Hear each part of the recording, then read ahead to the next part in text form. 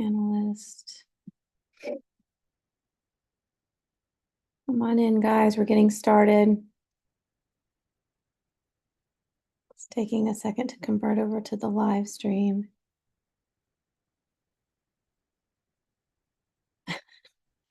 There it goes.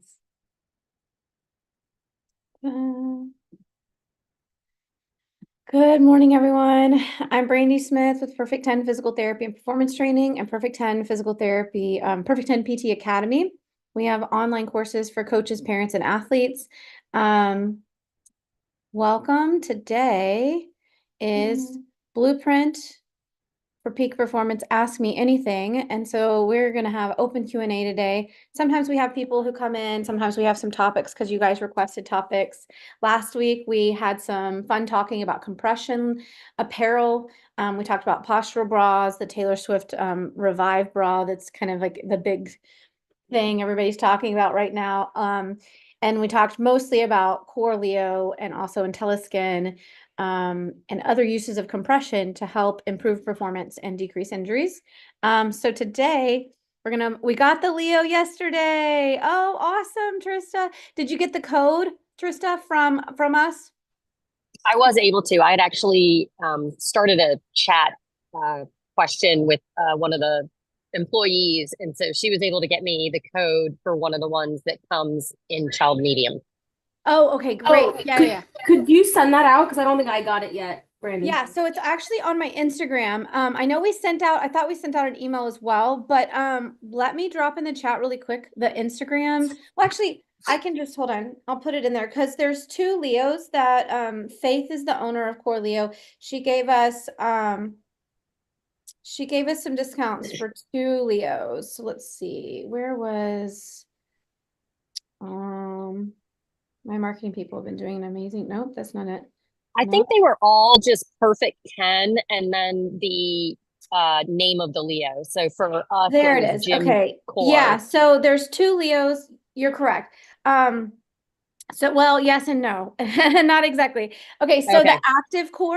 the active core is, I believe actually both of these Leos. No, I don't know if the Olympic Star comes in a child medium. You have to look. So the two Leos that she gave discounts on is the active core, which is the one that I recommended.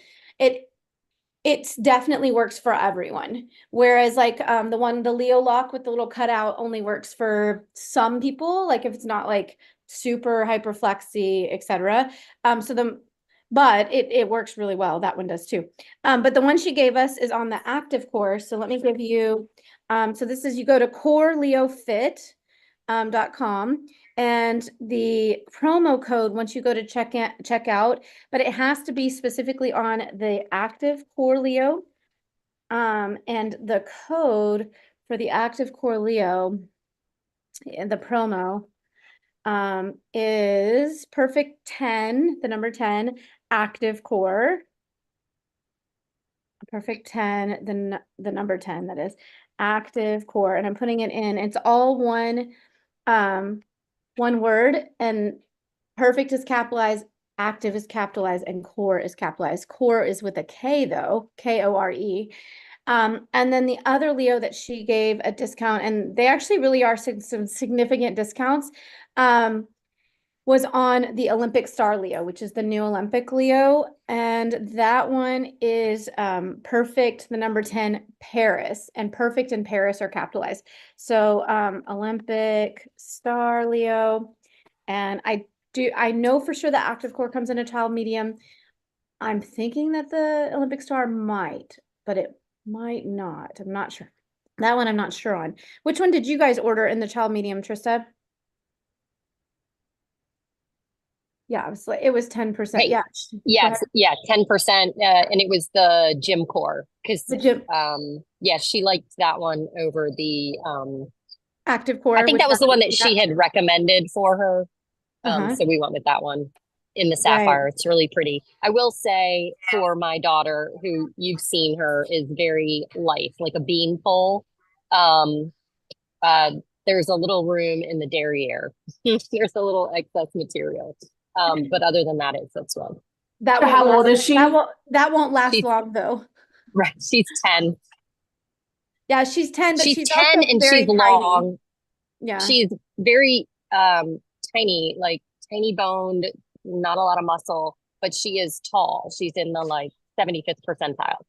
So her torso, I want to say, is like 42 or something, but the CM fit her, and she does wear a GK large. Oh, so they gave you another one that was Perfect 10 Gym Core? Yeah, They made another one. So we yeah, have 3 promo codes now. I didn't realize that. I'll be sure to let my people know. because Yeah, the so the other Gym ones, Core, the other ones didn't come in a child medium. the Active Core doesn't come in a child medium. I don't think so. I know the Gym Core does. So the Active Core is the one Right. that has the T back, and the Gym Core is the little scoop neck. Yeah, the Right. active core does not come in a child medium. I was looking at that one too. Thank you. See, look, everybody's helping me out. Okay, well, I know the Gym Core does come in a child medium, which is probably the reason why she made up that new code for us. Hmm. So I'll be sure to have my people also add that to the information. So thank you. So Trista put in the Leo that does come in the child medium from Core Leo is the Gym Core Leo, which is the scoop neck, the basic scoop neck Leo. And that promo code is perfect, the number 10, Gym, GYM, Core, KORE, and perfect and Gym is capitalized. And you just put that in your promo code. I believe it's 10%. I actually think the Olympic Star Leo is more than 10% off, but it might just be 10%. It's just more money because the Leo was more expensive originally. The Um, Olympic star does come in a medium. it does. See, I thought so. I thought I remembered seeing it in one of them. Yeah, so the Olympic Star comes in a medium. Yeah. Thank you, Madhu. This is helpful for everyone. And I couldn't look at both of them and type Yeah, so stuff. only the Olympic and the Gym Core come in a child medium, and she Correct. preferred The the Gym Gym Core. Core. Yeah, because Yeah. she can pick her colors. Yeah, Right, right. yeah. Yeah, so the Olympic It Star is looks the like it's red, a white, $30 off, so it's still 10%, I think. 10%. Okay. Well, maybe not, maybe more than that. I don't know. For Yeah. me, it basically covered the shipping. Yeah. Yeah, that's what it covers, basically. Yeah, that makes sense. But I think yes, did she do free shipping as well, or just the No, just the percentage? ship. It just basically covers the cost of shipping plus maybe like $10. Yeah. Yeah. Very cool. Yeah. Very cool. Yeah. So you've got the Gym Core, which does come in a child medium, and the Olympic Star that comes in the child medium, and then the Active Core, I think the lowest it comes in is a child large. So yeah, so that's what we talked about last week. And I have heard a lot of people got some Leos and are getting excited and are using them and finding that they're feeling better, stronger, more powerful, all of those things. And Madhu, if it helps you, the little girl that was in the video that was in the teal little butterfly shorts, like light blue, teal colored butterfly shorts, she is just a hair bigger, not just a hair, not a ton, than your daughter. And she Yeah, got I a was child thinking medium. of just getting it and then seeing if it fits her, and then if She'll not, she'll grow into it grow type into of it. thing. That's what I was thinking about, but Yeah, yeah. that's what I would do because she's definitely going to grow into it for sure. For sure. Unless she quits, Awesome. then Well, I'll be sad. That's okay. It's her choice. So it probably go goes without saying, but it's a little difficult to get on versus a normal Leo because obviously the compression is around your waist, which is going to be tinier than the areas that you're going around. So just know that if your gymnast needs to use the restroom, she might have a little bit of finagling to do to get it back on. That's a really good point. So it is supposed to be snug. So it is more difficult to get on than a regular Leo because of that. And can be normal to have a little bit of gathering in the back part. It's still doing its work and its job. And that being said, for some of you guys who are talking about these little guys in the child mediums, you need to have some practice with them, taking them on and off when they don't have to go pee, so that they recognize it takes a little longer to get it off, so that they don't have an accident. Just like it's not that big of a deal. And once they get the hang of it, it's not a big deal. But it is, Trista, I'm glad you said that. It is something to know, is that it is anticipated that it's a little harder to get on. Now, if it becomes very hard to get on, their child has probably moved on to the next size. I had one It's funny when athlete- as after the call last week, I actually just like tapped Arya on the shoulder and she fell right over. And I was like, Gotta squeeze that core muscle, Arya. She like didn't get it. It was really funny. Well, but see, so here's the thing. It's not actually, so that's what we're looking for. So when we're looking for automated responses, right? So when I test things, I'm not cueing. Now, when I'm training something, I'm cueing because I'm actively saying, I want your brain to go here. And I use mostly because the brain doesn't use squeeze this. We actually know there's so much research that shows that if I say squeeze your glutes, you don't. Like, matter of fact, you'll squeeze opposite things. There's a ton of research showing that. But I'll use imagery, or I'll say a task that I want them, like, don't let me push you over. I'm going to push you through that window behind you. Don't let me push you through the window, right? Like, I'm giving them a task for their body to respond to. Welcome, Rebecca. Be sure to accept I panelists. tried it on my husband too, and it worked. He didn't fall over. He didn't fall over. Yeah. Just because I was trying to see if I was pushing too hard or something. So I don't know. Yeah. He's got more. So, He's got less core muscles than my daughter. So I don't know. Let's go. well, okay, so there's a difference though. Okay, so let's talk about that for a second. So there's a difference between having a six pack, right? And what looks like muscle tone versus activating it in a functional way that stabilizes you. So for instance, some of the athletes, like I don't know if you guys were in on the wrist lecture thing, but there was a guy here, we did like a 4-part series on wrist pain and on wrist bracing and how I train wrist, and we did the exercises, everything. And he had this like insane, like 8-pack. Like it wasn't even like a 6-pack. And he had no core stability. So if you think about it, if my muscles are always up here and I'm holding my bicep like this, how easy is it to get the end of that biceps? It's not. Muscles have to relax and then come back up. So it's easier if I take my arm and I pick up a weight to go from the full range than it is to pick up a weight here and just get to the last 5 degrees of it. And so so it is very possible. Matter of fact, I've tested elite and Olympic athletes of various sports, by the way. I used to work with Olympic runners and sprinters and marathoners, and you look at them and you go, wow, they're so strong. Bodybuilders are a great example. They're actually the weakest when they look like they're the strongest. When they're ready for a competition and they're ready to do their flexing and show off, they're actually their absolute weakest when it comes to actual strength. And so it's funny you said, well, my husband doesn't have near as much muscle tone basically as my daughter, but he tested stronger. And what that is that his brain to muscle firing pattern is functionally working great. It's doing its job. And if a muscle is almost always overcontracted or overworking, like this is where we can kind of get into some trouble with gymnasts who don't breathe and allow their rib cage to completely move and their belly to move and they're always holding everything in, is that they're actually losing stability because the muscle's already partially or even more than partially contracted, and it's not as effective or efficient at contraction. So that neuromuscular loop, that brain to muscle firing pattern has to be better in order to be functionally and like sports wise strong, right? And so I'm not joking when I say, when I get a chance to test Olympians, I say, let's do it, because I love to show how when we get them in specific positions and don't let them compensate with their bubbas. We've talked about the circus tat and the billies and the bubbas, right? The muscles that like to be the facilitated muscles, the dominant muscles. They want to dominate everything. And the muscles that like to just sit on the couch and eat potato chips. When I go to test their billies, they're significantly billies, like they're significantly weak. And so the point being with that is that your husband has good functional strength, but maybe he has more fat to muscle ratio than a leaner person who's been overworking the muscles or working them a lot.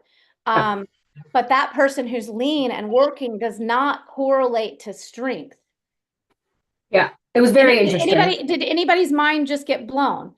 The pretty muscle does not correlate necessarily to strength, the brain's ability to actually access that. Yeah, I was blown away when I did it. I was like, this is wild. So back So, to that testing. I know I love that you did it, Madhu. I love it. See, I love working with parents. I love you guys because you guys will experiment and you want to learn about it. and I didn't tell her I was doing anything. I just pushed her over and she like took 5 steps backwards. I was like, wait, Yeah. what happened?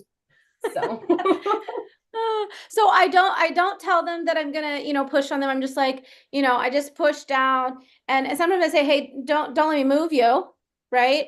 And they collapse, like especially that axle load where they have their elbows bent. I push down on their biceps, not the axle load, the biceps load. And they'll just buckle and give. And what you're seeing is like, you're seeing how does the brain auto work? What's the natural rhythm of the billies and the bubbas? So when I'm testing all these things, I want to see what's the natural ability for the billies and bubbas. Who's a billy and who's a bubba, and are they helpful? And if there's not a good balance, then you'll see they give, they step, they buckle in their back. And then when we train and we have like the core Leo or some compression on, then we start cueing. Like, I want you to resist this. Don't let the band win. Like I love to do that. You hear me a lot, Madhu, with the bands. Don't let the band win. Breathe, breathe. Why? Because I want to make sure she drops her diaphragm. And there's a bunch of research on the pelvic floor, the core, the central stability system on when the diaphragm drops and moves, so does the pelvic floor. And the pelvic floor, so just a quick thing about the core, we have my diaphragm goes from rib cage to rib cage, front to back. Pelvic floor goes from pelvis to pelvis, pubic bone to tailbone, and it's made of multiple muscles, not one muscle, multiple muscles, but they're like a trampoline, like two trampolines. And then we have a transverse abdominis that wraps around the front. We have all of these paraspinal muscles back here. And then we have our internal and external obliques that go down the side. All of those muscles actually create stability for our central stability system. They attach to the spine directly or indirectly. And they create when their muscles, so every muscle has like a line of contraction. It's called a force vector.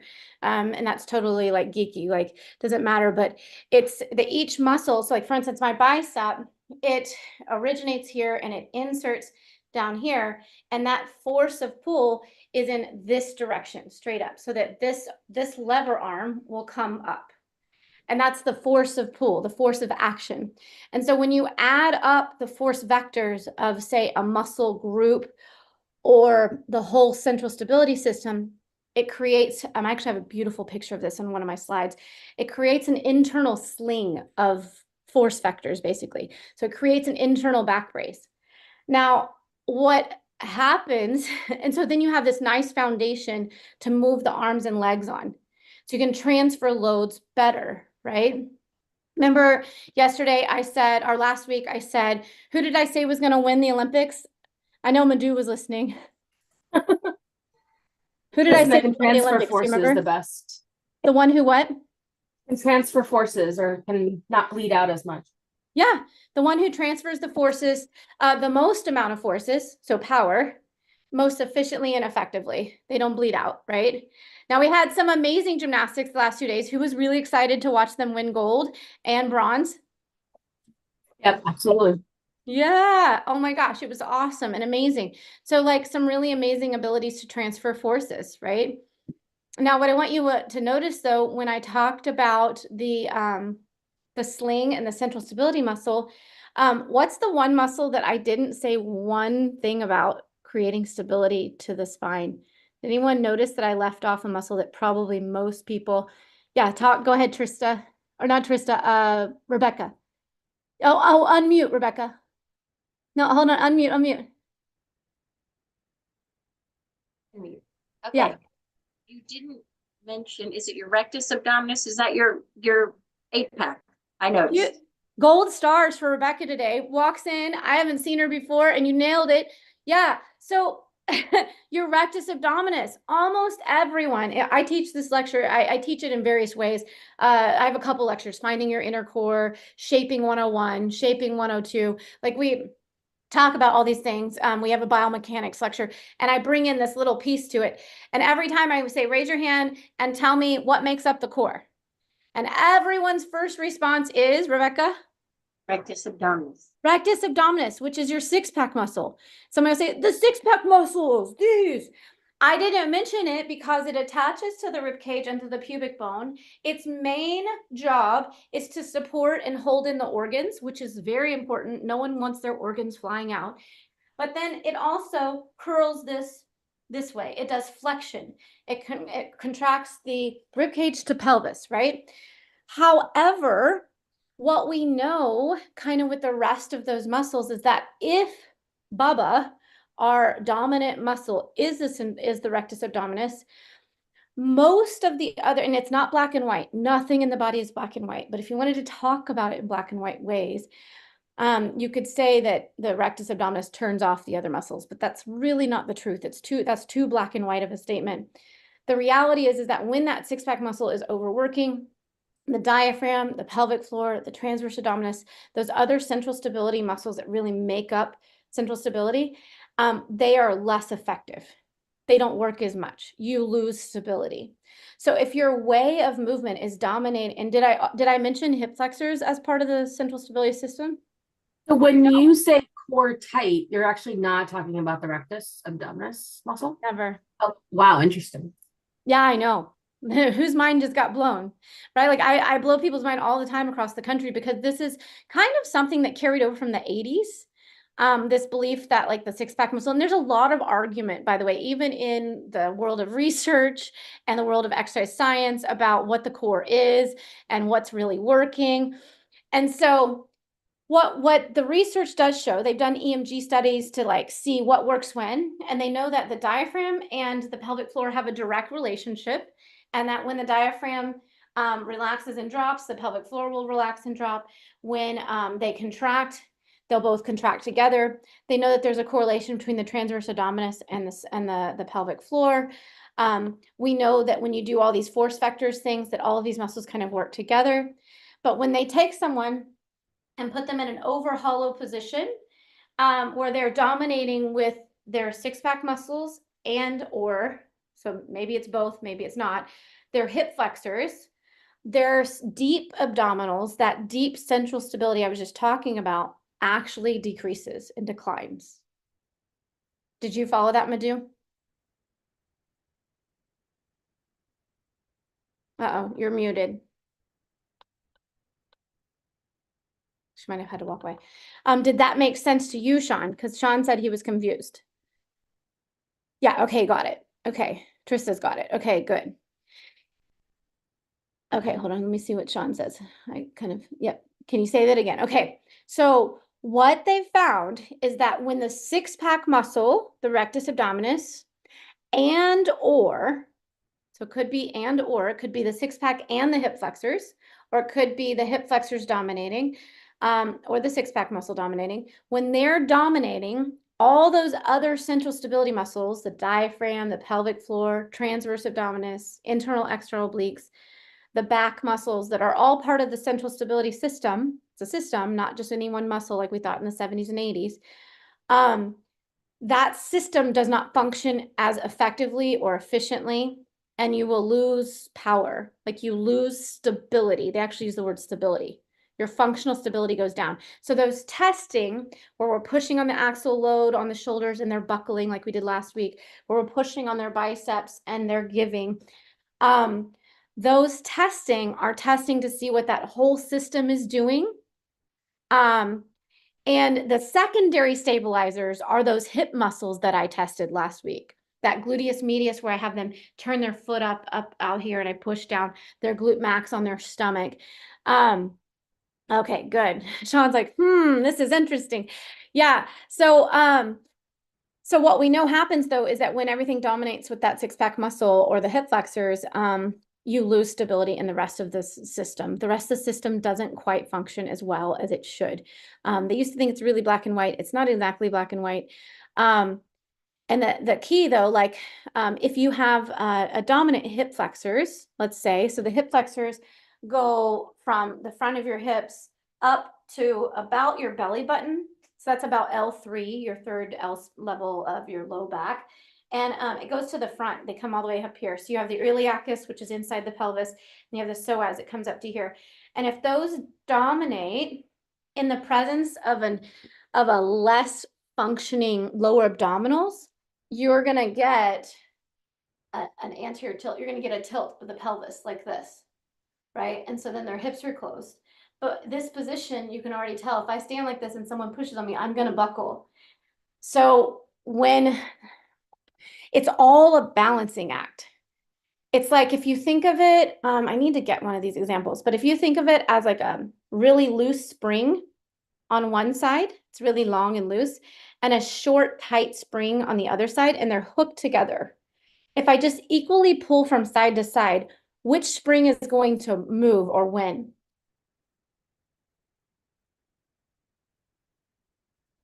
Does that make sense? So I have a loose spring over here.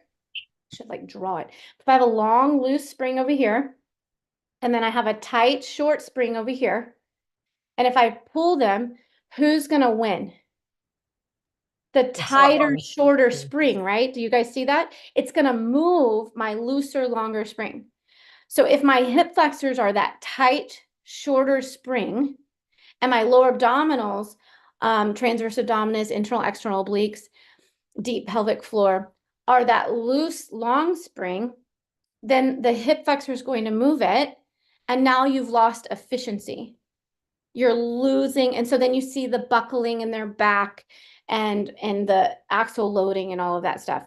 So what we talked about last time, which is what you guys saw, the results. So all of you who bought the Leo, test your girls, test them. And there is a boy version, right? There's the Titan. It's called the Titan. But test your athletes before they put the Leo on and then put the Leo on and test them again. Couple reasons. One, the athlete needs to experience it. They need to have the buy-in. Why am I wearing a Leo that's different than someone else? Why is this, different, right? And so we need to kind of explain, let them experience it so that they'll have buy-in. Like if you're buying an expensive leotard, you want your kid wearing it. So Brandi, I have, as you were demonstrating the position, with deflection at the hips, and in our gym, I refer to that as butt to Beaufort because Beaufort's the next town over. So when they're butt to Beaufort, okay, to Beaufort, because Beaufort's the town away. Yeah. So but this particular gymnast, last year she was having a lot of lumbar pain.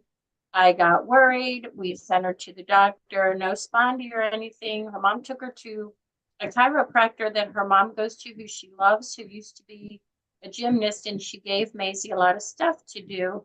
But in looking at what you just said, I'm like, oh, she's hip flexor dominant. And the reason I say that is when she's swinging bars, no matter how hard she tries to get the shapes right, her behind is sticking out.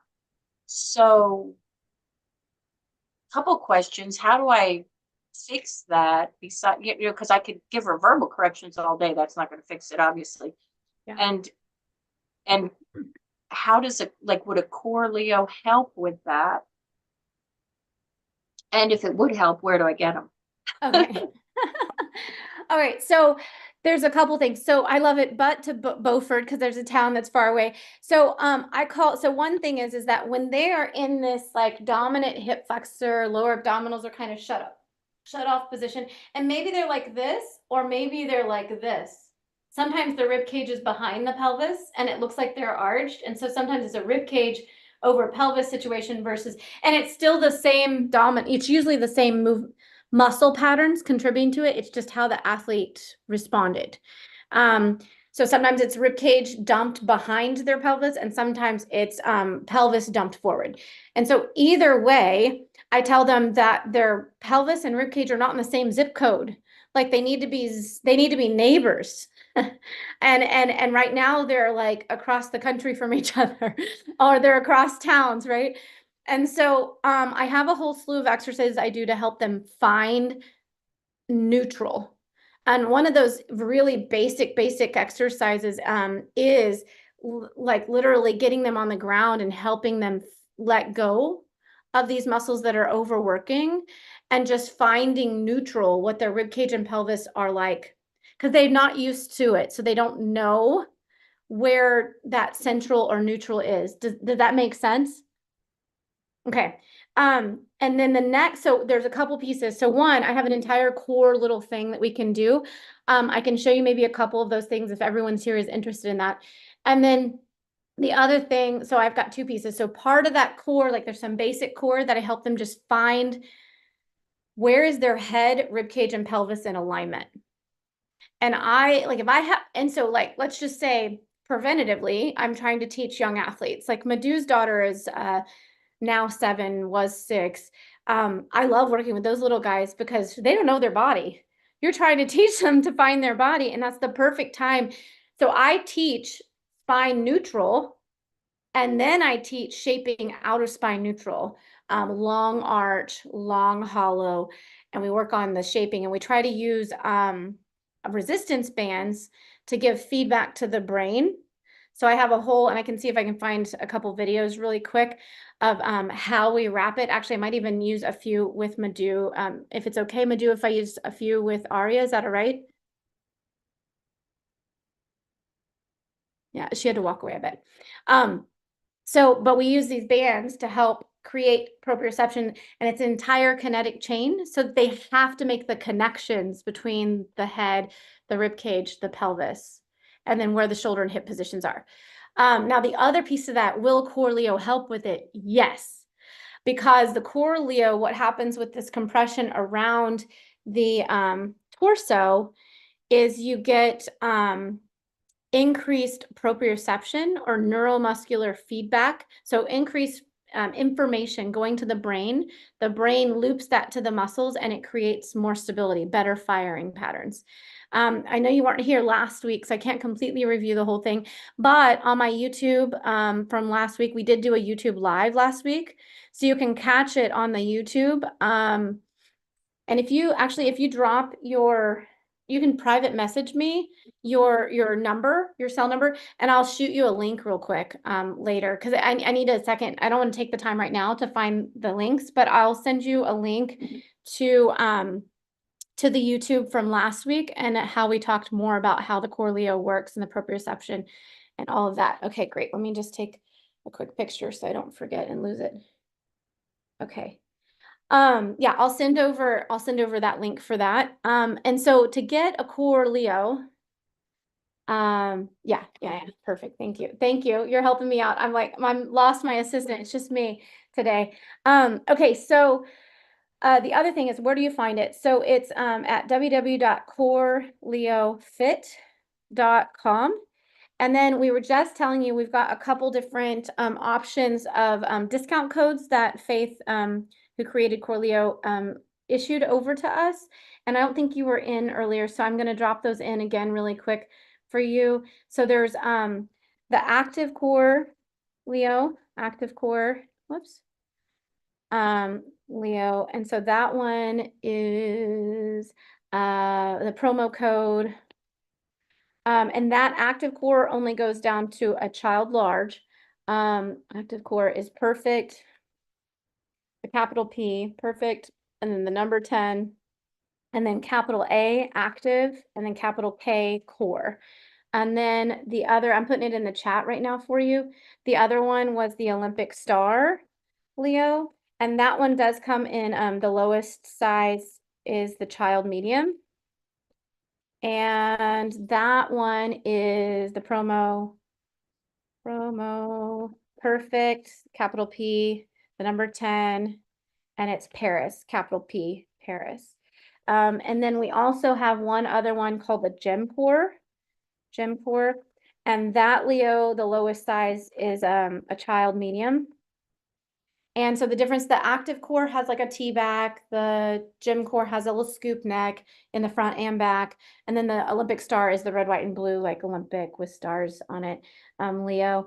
And so the gem core one, the promo code was perfect 10, and I think it was gem core. Is that right? Let me look back up here in our, Trista put it in because she had to get the gym core. Paris. Gym core, yeah. So perfect, the number 10, capital G, gym, and then capital K, core. So I just put all of those into the chat. You can copy and paste them. and that'll get you some discount codes for it. And then I'll send you the link to last week's recording that talks more about how to test whether the core Leo is going to be helpful or not. Also, like I said, you want to do it with the athletes so that they buy in. They're like, oh, do I want gymnast A who's all over the place, or do I want gymnast B who's super strong and stable?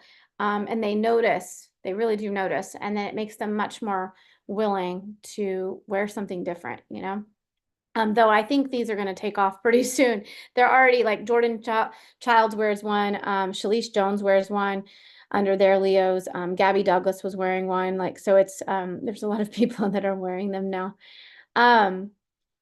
So my other question, I want to take kind of a group conscious here. Do you guys want me to talk about how I help athletes kind of find that shaping, let go of the hip flexors, and get their abdominals? And so I use the Core Leo. Core Leo is not a it's magical in that it helps the brain work better, but it's not the like end all be all. It's a training tool. You use the improved proprioception feedback. So I use compression. Sometimes I use KT taping. Sometimes I use specific bracing for specific things, depending on what's going on. All those things are training tools, which you should pre-test and then post-test to make sure that the training tool is actually improving neuromuscular input and they're testing stronger and their flexibility is better. That's how you know something's actually working. And yes, I just said that bracing can create increased strength and stability and increased flexibility when braced properly. That was my whole National Congress lecture. So that's like a whole nother hour. So were you in my National Congress?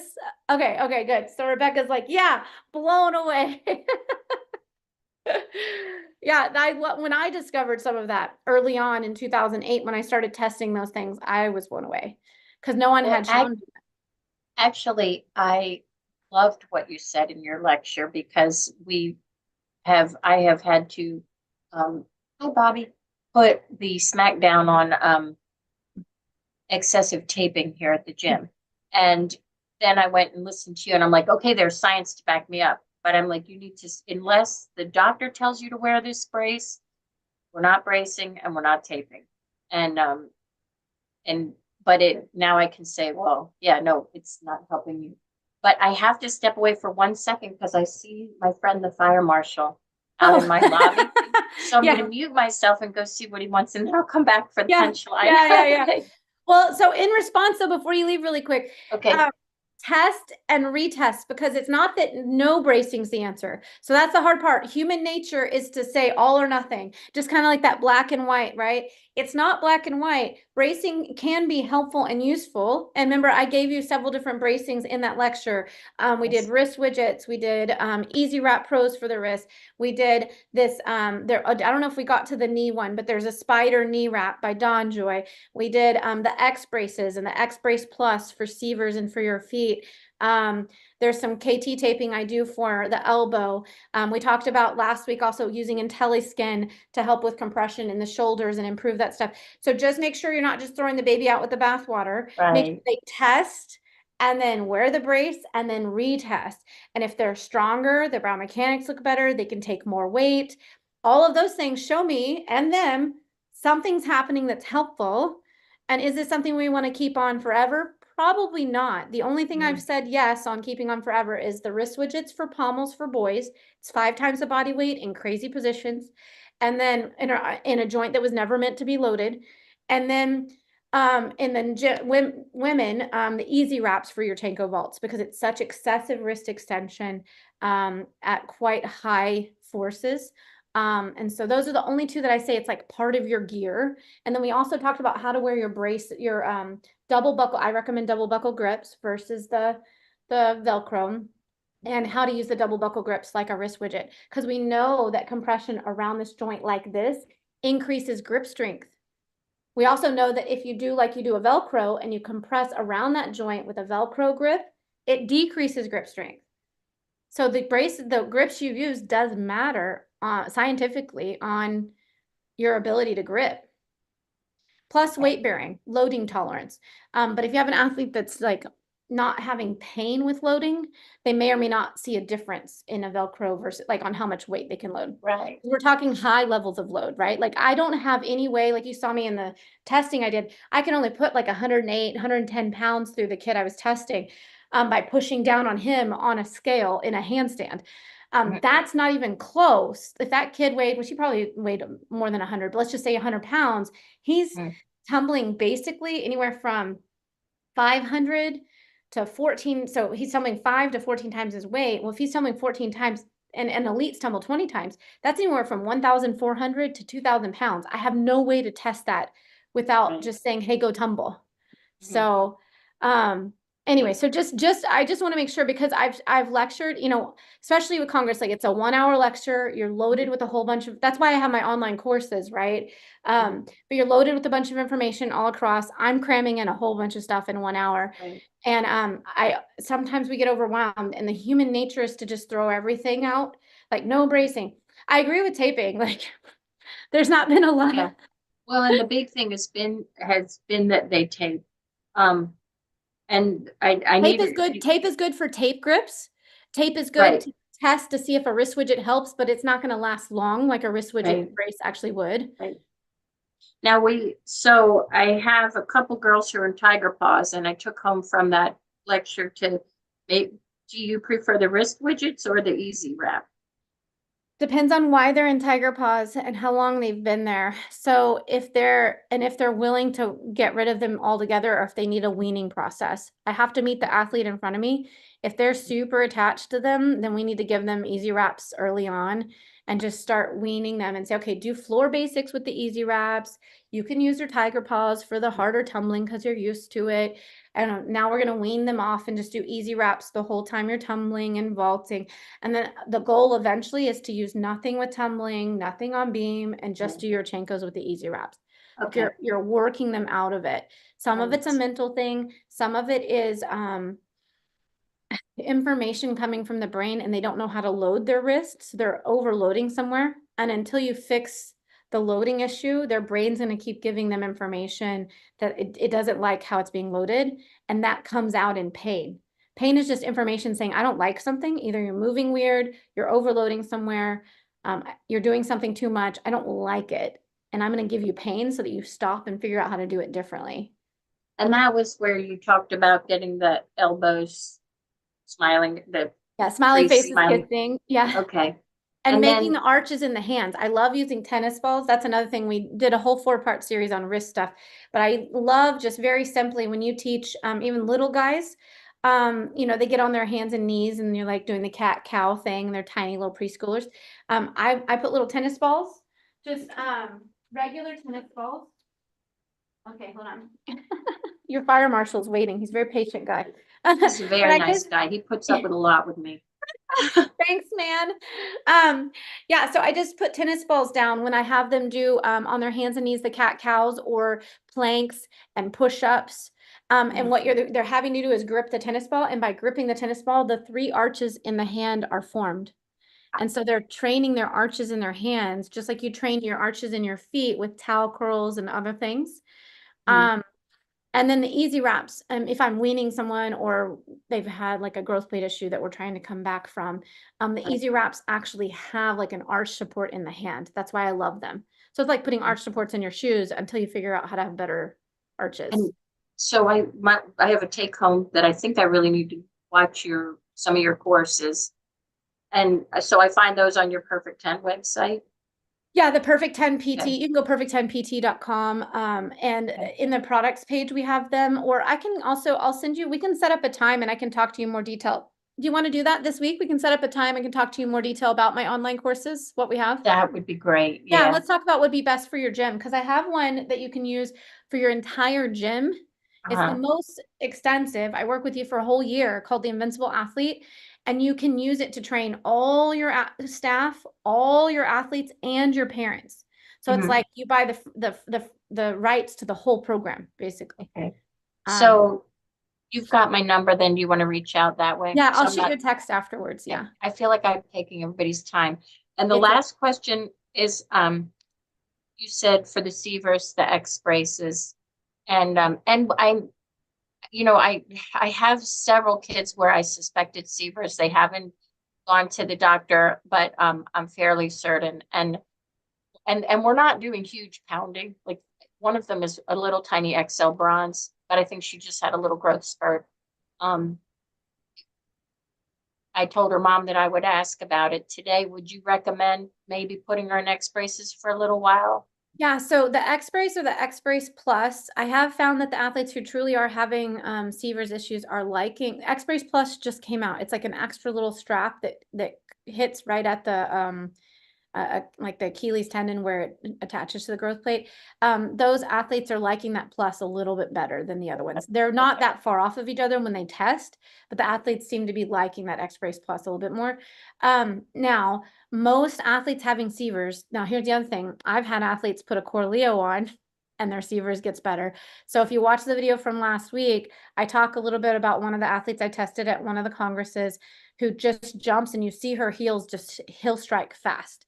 And so that flat foot heel strike, the inability to eccentrically control, do you know what I mean by eccentrically? Right. The lowering part. Yeah. So as they're coming down into the floor, the inability to control that with eccentric contraction of the gastrix and soleus, which happens when that long bone, the tibia grows so fast and the muscles don't catch up. And they lose stability in their hip too. That same glute med muscle that I was testing last week, that muscle tends to also shut down when the bones grow faster than the muscles keep up. And so there's a period. And during that time, the hip rolls in, the knee rolls in, and the arch collapses when they do a single leg quarter squat. So I line them up, those people that have Seavers, single leg quarter squat, hands on their hips, watch their hips. Do they roll in, their knee roll in? Does their foot collapse? Have them do a jump. Do they heel strike? Watch them tumble. Do they heel strike on their running and their tumbling? And that's the problem, is that heel strike. So you can get the X brace to help improve from the collapsing. Mhm. And I don't like the cheetah cups. To Okay. me, the cheetah cups tell me you're doing so much impact that you need something to cushion your impact. Right. And I'm like, well, then you're not strong enough to be doing what you're doing. We should modify that until you're strong enough to do it. And let's teach you control. So I tend to not give cheetah cups. If an athlete's completely convinced about them, I'll convince them to put the X brace underneath the cheetah cups. And then And come so they out. have some stability with cushion, but ultimately I want them out of it because what it tells me is you're doing a level of impact that you don't have an ability to control. Right. And the cheetah cup is like a band-aid trying to help absorb the cushion, when in reality, we just need to make your control better. You need more eccentric control, and we need to control your hip, knee, ankle, like that whole chain. And likely there's a foundation thing because you're talking about growing athletes. The pelvis also widens, right? And when that happens, that trampoline also widens. So there's a period of loss of stability. That's why when we have athletes grow, have you noticed their balance is always off? Partially because their center of mass has shifted because the bones have grown, but the other part is because all these muscles, including the pelvic floor, which is their foundation. Like imagine if you built your house and in the middle of your house, living in your house, you decided, I want a bigger house. Can we just like pull the foundation and just stretch it out? Like what would happen to your walls if someone like grabbed one end of your foundation of your house and the other end and just started stretching? Like everything inside's gonna do this, right? And so that's what's happening. So addressing the central stability. So I say that because you'll see in the video with the girl with she had jeans on. You'll see her when she put the Corleo on, I gave her no cueing about jumping, and you'll see that she'll land toe heel with the Leo on. She spoke to. And it just changed because her central stability got more stability. Now, if there is an athlete who truly has Seavers as their problem and it's they're still collapsing, then I also would do the X brace on top of it, right? With the Corleo. You'll also notice the first girl that I have tested in there, she also improves her foot control with just a Corleo. Without so amazing. without it makes sense though, right? You're starting from the foundation. The foundation's more solid, everything else is more coordinated. And that's not new research. That's like the whole foundation of the world of physical therapy and exercise movement science. We know that if your foundation is more solid, all movement is coordinated from the center. And so that's why, okay, like for example, we have people on the spectrum with autism and ADHD and some of those other things. And they part of that is a laxity in their tissues. It's a genetic laxity. And you'll notice that they'll have no central stability. And so then their movements are very uncoordinated when they're walking, all these things. But if you add compression like a core Leo for them, they also improve dramatically. It's actually something you can see a huge change in because their coordination is so lacking. We also know though, for these type of athletes, so if you have special needs programs at your gym, for these type of athletes that are on the spectrum who do have special needs, if we can add compression around their torso, it improves their firing and it can help with the ability to focus and ADHD. So like, because what's happening is basically everything is brain. Like our brain, I can geek out about the brain forever. Like, but the thing is that the brain is always taking in information. So if you think about it, if I'm overloaded by all this excessive noise, because my brain is always taking in this excessive movement that's happening because I'm laxy, and that might be someone who's Ehlers-Danlos, right? And who's hypermobile, but it also might be someone that's hypermobile because they are on the spectrum of autism or some of those other umbrellas, neurodivergent, et cetera. There's so much information coming in that it's affecting their ability to coordinate their muscles because the brain is processing all of this information that's happening. It's also affecting their ability to focus. Because think about it, if there was all this like noise all the time and I was trying to take a test, how focused is it going to? It takes so much more energy to focus. That's why these kids get tired easily. It's why they get cranky and grumpy. If you have an after school program and they're the kid that's misbehaving in the after school, they're done. They've been taking in all this information all day long, right? And now you're asking them to continue to behave for another 2 more hours. Like it's like they're spent. Their brain is like, how much more can it take? So if you add compression around their torso, you can help kind of basically down regulate the nervous system. And so that there's not so much information coming all the time. And I mean, that's the same thing with sensory integration, these sensory toys, like all these things. If we can give the brain the input that it needs, and this, I use the spectrum as an example because it's one that there's such a great need that when the need is met, you can see big changes, right?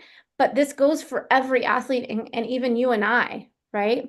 I get done after being with this ring light and I need like a downsized desensitization exercise or two because my hip flexors get turned on. It's too much light. It's too much integration. Like parts of my brain are lighting up. And so we all have this at some level or another. Like for instance, at Olympic trials, one of my colleagues was like, I think we should wear a hat. And I was like, brilliant. So I didn't wear a hat for a little bit just to see because all the lights are so bright, right? We put the hat on. And I was like, dude, my back feels awesome. Like half of a session without a hat, my back was like aching. I was like, I don't have back problems. Why is my back aching? Like my hip flexors are on. And it was the lighting stimulated certain parts of my brain. And hip flexors are part of the fight or flight response. So basically my brain was like saying, get up. It's turning my hip flexors on, saying, get up. We don't like this sensory, this information, right? But I wasn't going to get up because I was super excited about the gymnastics in front of me, right? But if I just hid the light and took away some of the sensory, then all of a sudden I didn't have a problem. And so that's kind of how Core Leo, that's kind of how these braces all work. Like, you know, in the foot, if their foot is constantly doing this, which is what you'll see in one of the videos with the girl that has taping on, she'd been taping for 8 months. It's like, clearly there's a problem. We should look at that. And so, but I can't say anything. I did the same thing. I think tape my ankle for a couple years at one point. I had 7 ankle sprains in one, and it was just part of how things were. And everybody thought that's what the answer was. But her feet were wobbling all over the place. And so that little wobble, wobble, wobble is sensory being constantly stimulating her brain. And that could affect her, not just in like her inability to punch and push and et cetera. It actually could affect her ability to focus, her ability to take instructions. Like someone who's taking in so much information may only take 1 instruction instead of 3. Like you tell them 3 things, they do the first thing and then they go, what was it again? What was the next thing? Right? Yeah, Sean's saying that's him, right? And I mean, not to make any assumption either, but Sean, I think, are you red hair? You have red hair? Just give me a thumbs up. Do you have red I hair? have, it's, Uh, I have a little bit, I have a bit of a red beard, but mostly blonde. So it's kind of okay, so you're a strawberry. mix between Summer it could blonde be and red. strawberry blonde. I say that because your fair skin and red hair, maybe, that tends to be on the same genetic liner with hyperflexibility, like too much, like more on the continuum of laxity versus a mesomorph, right? So it'd be easier for you to stretch than to build muscles. Is that the case for you? I don't know. Like, are you a little Not more along the necessarily. lines of like, can I you think take it's a your thumb mixture and of both. can you take your thumb and touch it to the wrist?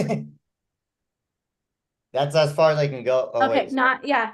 So one thing Not you much, can, but I don't know if Sean's a good example for it, but when you guys have, if you look around in your athletes, the true redheads, like the really true redheads with really fair complexion, if you look around, they tend to be the more hyper flexible athlete. And that goes on the same genetic line.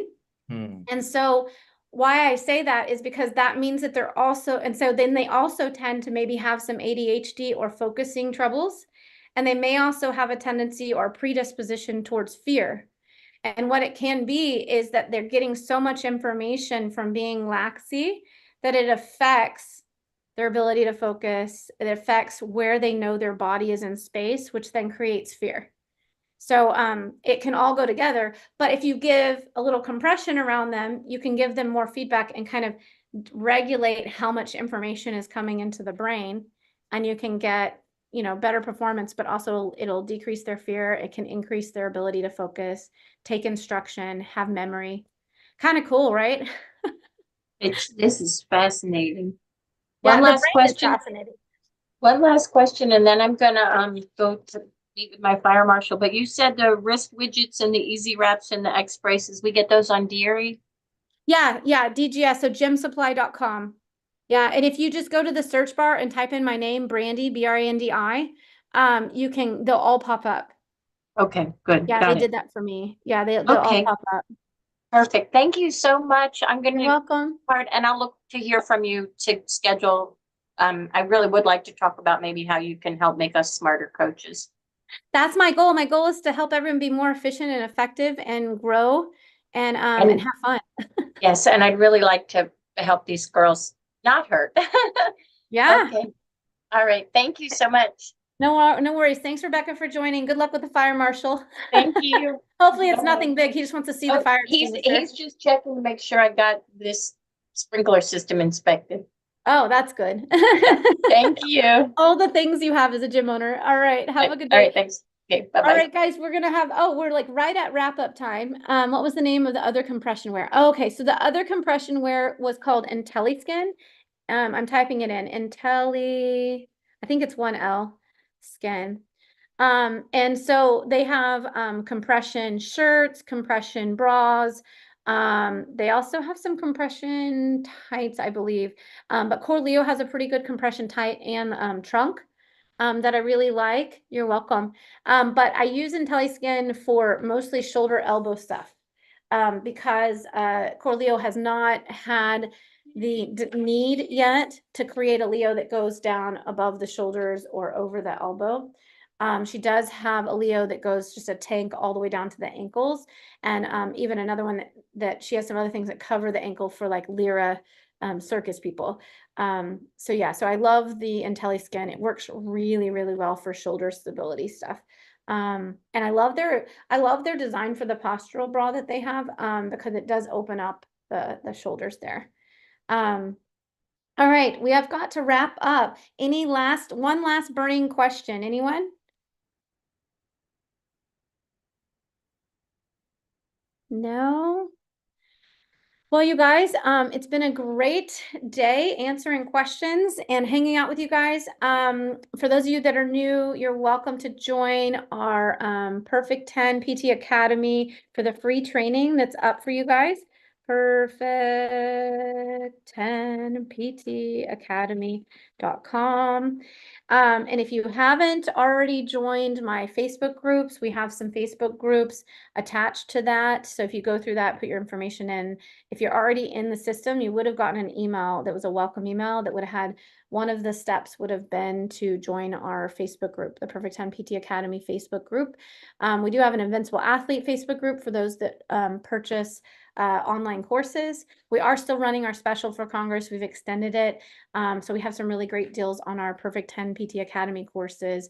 We have several different online courses, and my taping course is coming out soon, and the core course will also be coming out soon. So they're just something to look for that's coming out. We've got lots of different bandwidth of it. And all of the courses are meant for coaches, parents, and athletes because we all need to know the same material so we can all help each other reach the same goal. Thank you guys so much for joining me today. Same time next week. And please start sharing the link for registration at your gyms with other parents and athletes and coaches that you think would benefit from this information. We're trying to grow, and I want to light as many lights in the world as I can light. So please help me spread the light. So share the link to register with all the people you know, and then they can get registered and come in for the Zooms and join us. So thank you guys so much for coming, and have an amazing week. And I'll see you guys this time next week. And it is at noon, which I think Michael maybe hopped off. Yeah, I did. So noon Central Standard Time, which is 10 a.m. Pacific and 1 p.m. Eastern. All right, you guys, have a great week. Bye.